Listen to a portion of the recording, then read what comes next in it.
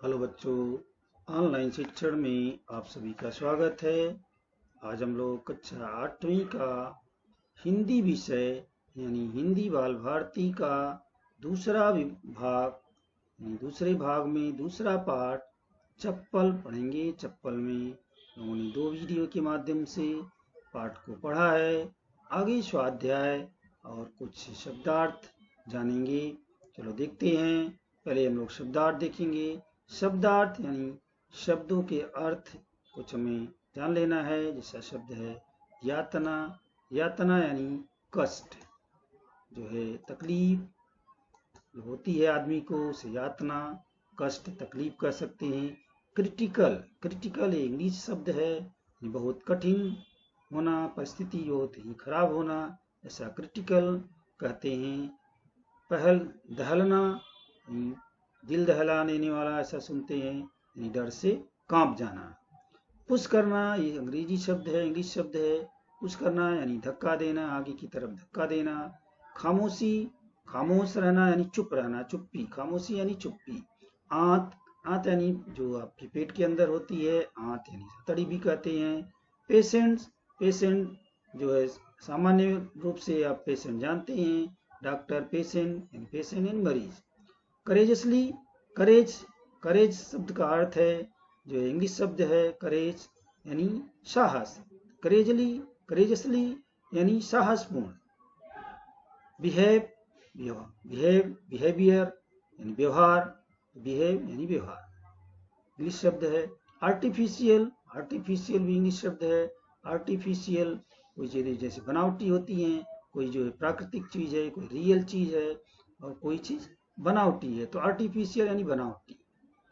Attend करना, attend करना यहाँ पे इसका मीनिंग है देखभाल करना। डॉक्टर नर्स संध्या को अटेंड कर रहे थे यानी उनकी देखभाल कर रहे थे, क्या परेशानी है।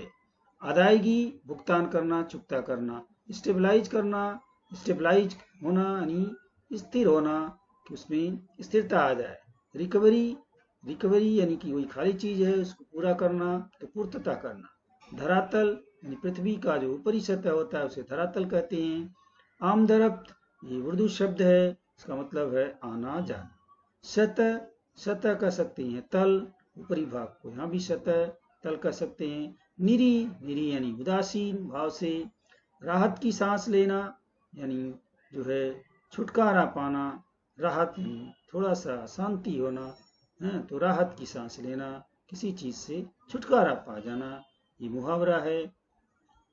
स्वाध्याय देखेंगे। स्वाध्याय प्रश्न है सूचना के अनुसार कृतियां करो। जो सूचनाएं आपको दी गई हैं उनके अनुसार आपको कृति करना है। क्या करना है? पहला प्रश्न है प्रवाह तालिका पूर्ण करो। प्रवाह तालिका यहाँ पे दी गई है, इसको पूरा करना है। यहाँ पे स्वाध्याय में आपको ब्लैंक दिया गया है किताब में, यानी 4 ब्लैंक बॉक्स दिए गए हैं, उसमें आपको लिखना है। क्या लिखना है? लेखक के मित्र की भविष्यकालीन योजनाएं क्या हैं वो यहाँ पे बताना है। तो लेखक ने के मित्र ने लेखक से जो अपनी भविष्यकालीन योजनाएं बताया है उसी के आधार पर यहाँ पे लिखना है। पहला है, जैसे उसने कहा था गंगा किनारे एक झोपड़ी डाल लेंगे। उसने लेखक से कहा कि मेरा क्या, मैं तो गंगा किनारे एक झोपड़ी डाल लूंगा, तो वही सब चीजें यहाँ लिखना है। गंगा किनारे एक झोपड़ी डाल लेंगे, 8 से 10 ताड़ के पेड़ लगा लेंगे। उन्होंने कहा कि 8-10 जो है ताड़ के पेड़ लगा लेंगे, और बंसी ले लेंगे, मछली मार पकड़ेंगे, यानी 2-4 मछलियां मिल ही जाएंगे, यानी मछली पकड़ेंगे। उसके बाद उन्होंने कहा कि मछली मारने की बंसी लेकर के मछली पकड़ेंगे। और फिर उसने ये भी कहा है कि जो है रात भर ताड़ी गिरेगी, उसको जो है फ्रिज में रख लेंगे। इस तरह उसको भी लिख सकते हैं। और यहाँ पे फिर लास्ट में उसने कहा कि पेंशन वगैरह मिलती रहेगी, फिर मॉडर्न साधु की तरह रहेंगे। तो इस तरह से आप बदल बदल के कुछ भी यहाँ पे 4 चीजें लिख सकते हैं। लास्ट में मॉडर्न साधु की तरह रहेंगे, ये 4 चीजें में लिखा है। इस तरह से आप भी लिख सकते हैं। पहला, गंगा किनारे झोपड़ी डालेंगे। दूसरा, 8-10 ताड़ के पेड़ लगा लेंगे। मछली मारने की बंसी से मछली पकड़ेंगे, और मॉडर्न साधु की तरह रहेंगे। ये उनका जो है भविष्यकालीन योजनाएं हैं। नेक्स्ट प्रश्न है कृति पूर्ण करो।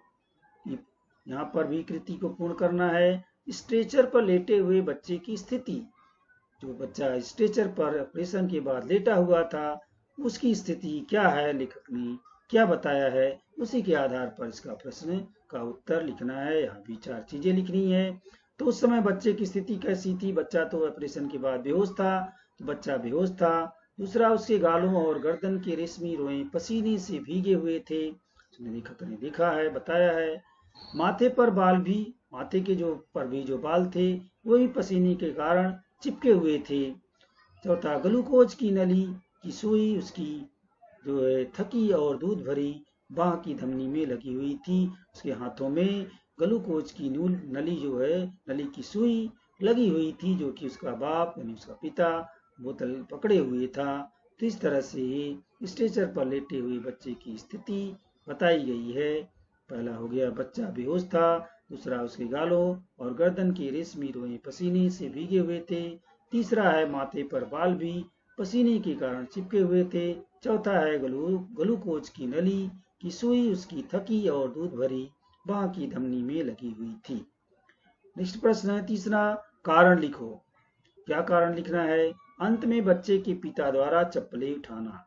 उसके बच्चे के पिता ने एक बार तो चप्पल फेंक दिया था, फिर वापस उठा लिया, क्यों उठाया, वही कारण लिखना है। तो बच्चे के पिता ने ये सोचकर चप्पलें उठा लिया कि शायद बच्चा होश में आएगा तो अपनी चप्पलें मांगेगा। ये लेखक लास्ट में कहता है कि बच्चा होश में आएगा तो चप्पल मांगेगा, कि अपनी टांगे मांगेगा, क्योंकि उसकी जो टांग है, वो पैर है, वह जो है ऑपरेशन करके काट दिया गया है, उसमें जो है इन्फेक्शन हो गया था, जो कि डॉक्टर उसको को काटना पड़ा। तो वही कह रहे हैं कि जो है क्यों उठा लिया, शायद उसके पिता ने सोचा कि बच्चा होश में आएगा तो अपनी चप्पल मांगेगा, इसलिए वो फेंकने के बाद भी चप्पल उठा लिया। नेक्स्ट प्रश्न है लेखक का ऑल इंडिया मेडिकल इंस्टीट्यूट जाना। लेखक ऑल इंडिया मेडिकल इंस्टीट्यूट क्यों गए थे? तो वहाँ का कारण लिखना है। तो लेखक वहाँ पर अपनी मित्र संध्या को देखने के लिए गए थे, तो वही लिखना है। लेखक अपनी मित्र संध्या को देखने के लिए ऑल इंडिया मेडिकल इंस्टीट्यूट में गया था, जहाँ संध्या का ऑपरेशन हुआ था। वहाँ पर गए थे और वहाँ पे संध्या एडमिट थी, वहीं पर उनका बहुत बड़ा ऑपरेशन हुआ था। तीसरा है बच्चा का बोरे की तरह हिल उठना। बच्चा बोरे की तरह क्यों हिल उठा? जो स्ट्रेचर पर लेटा हुआ बच्चा जब आया तो उसे वो क्यों हिल गया था, लेखक ने इसके बारे में कहा है। तो वही यहाँ पे लिखना है। स्ट्रेचर पर लेटा हुआ बच्चा बेहोश था जब वार्ड बॉय झटका देकर के स्ट्रेचर को लिफ्ट के बाहर निकाला। लिफ्ट के बाहर निकालने के लिए स्ट्रेचर को लिफ्ट बॉय ने थोड़ा धक्का दिया तो बच्चा बोरे की तरह हिल उठा।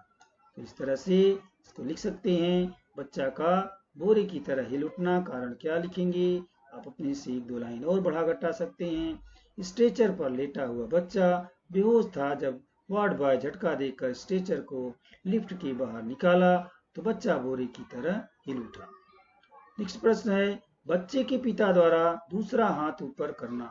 बच्चे के पिता ने अपना दूसरा हाथ ऊपर क्यों किया? तो बच्चे का पिता लगातार उसे देख रहा था। बच्चे का पिता अपने बेटे की तरफ लगातार देख रहा था। वह शायद पसीने से माथे पर चिपके हुए बालों को हटाना चाहता था, इसलिए दूसरा हाथ ऊपर किया। उसने शायद सोचा कि जो पसीने से इसके बाल जो है चिपके हुए हैं माथे पर, उसे वो शायद हटाना चाहता था, इसलिए वो अपना हाथ ऊपर किया। लेकिन उसके हाथ में जो है ग्लूकोज की बोतलें थी।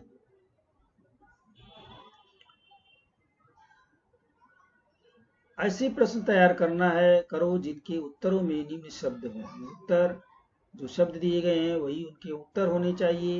हमें प्रश्न बनाना है। तो देखिए यहाँ पे प्रश्न बनाया गया है। ऐसा है, गाड़ी पार्क करके कमलेश्वर जी आईसीयू की तरफ चले तो उनका मन क्या हो उठा।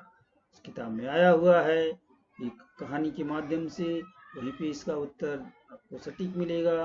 तो गाड़ी पार करके कमलेश्वर जी जब आईसीयू की ओर चले तो उनका मन दार्शनिक हो उठा। ये कहानी में आया हुआ है, तो उनका मन क्या उठा दार्शनिक हो उठा इसका उत्तर हो जाएगा। मरीज को देखने के बाद डॉक्टर दवा लेने के लिए क्या लिखता है, आप जानते हैं, तुरंत आपका उत्तर आएगा पर्चा या पर्ची। तो ये आपका प्रश्न बन जाएगा, इसका उत्तर हो जाएगा मरीज को देखने के बाद डॉक्टर दवा लेने के लिए क्या लिखता है, उत्तर हो गया पर्चे या पर्ची। संध्या को स्टेबलाइज होने में कितने दिन लगेंगे, तो डॉक्टर ने लेखक से बात करते हुए कहा था कि अभी तो संध्या को स्टेबलाइज होने में कम से कम 3 महीने लगेंगे, तो इसका भी उत्तर हो जाएगा 3 महीने। संध्या को स्टेबलाइज होने में कितने दिन लगेंगे, तो 3 महीने। बच्चा कुर्सी के हत्थे पर क्या पटकता हुआ हंसा, तो वहां पर प्रसंग में आया हुआ है कि बच्चा जो है जब कुर्सी पर बैठा तो जैसे वो सिंहासन पर बैठा हो, उसको दर्द का एहसास हो रहा था, फिर भी उसने हाथ पटकते हुए हंसा। तो वही है, बच्चा कुर्सी के हत्थे पर क्या पटकता हुआ हंसा, तो नन्हे नन्हे हाथ, उसके हाथ नन्हे नन्हे थे। कृति पूर्ण करो, इनका रंग नहीं बदलता, किसका रंग नहीं बदलता, वो यहाँ पर लिखना है, या है यहाँ पर ये इसका उत्तर है। ये प्रश्न है, खून, दूध और आंसू जो होते हैं इनका रंग बदलता नहीं है। सभी के खून, दूध और आंसू सभी मनुष्य के एक जैसे हैं, ये लेखक ने कहा है। ये जो है सत्य भी है, खून और दूध, आंसू इनके रंग नहीं बदलते हैं। नेक्स्ट है, इनका बंटवारा नहीं किया जा सकता, इनको कोई बांट नहीं सकता क्या, दुख, कष्ट, यातना, जो जिसके ऊपर ये तीनों चीजें जो पड़ती हैं इनको उसी को भोगना पड़ता है, कोई इसे कष्ट को बांट नहीं सकता है। अगर कोई बीमार है तो उसका कष्ट उसे ही भोगना पड़ता है, दूसरा उसकी बीमारी को नहीं ले सकता है। तो कुछ चीजें ऐसी हैं जिसे कोई दूसरा बांट नहीं सकता, ये दुख, कष्ट और यातनाएं हैं। नेक्स्ट प्रश्न है, संक्षेप में उत्तर लिखो। 5वीं मंजिल पर लिफ्ट रुकने पर वहां का दृश्य, तो संक्षेप में लिखा गया है, संक्षेप में बताया जा रहा है। 5वीं मंजिल पर जब लिफ्ट रुकी तो कुछ लोग ऊपर जाने के लिए इंतजार कर रहे थे। इन्हीं लोगों में एक 5 साल का बच्चा अस्पताल की धारीदार बड़ी सी कमीज पहने हुए था। उसका बाप उसे गोद में उठाए था। बच्चे के पैरों में छोटी छोटी नीली हवाई चप्पलें उलझी हुई थीं। तो जो 5वीं मंजिल पर लिफ्ट रुकी उसी समय का दृश्य इसमें दर्शाने की कोशिश की गई है, बहुत संक्षेप में। नेक्स्ट है, शीशे की दीवार से देखी हुई संध्या की स्थिति। जब लेखक ने शीशे की दीवार से संध्या को देखा तो क्या देखा, उस समय की स्थिति का वर्णन यहाँ संक्षेप में किया गया है। शीशे की दीवार से देखने पर लेखक को संध्या पहचान में नहीं आ रही थी। डॉक्टर और नर्स उसे अटेंड कर रहे थे।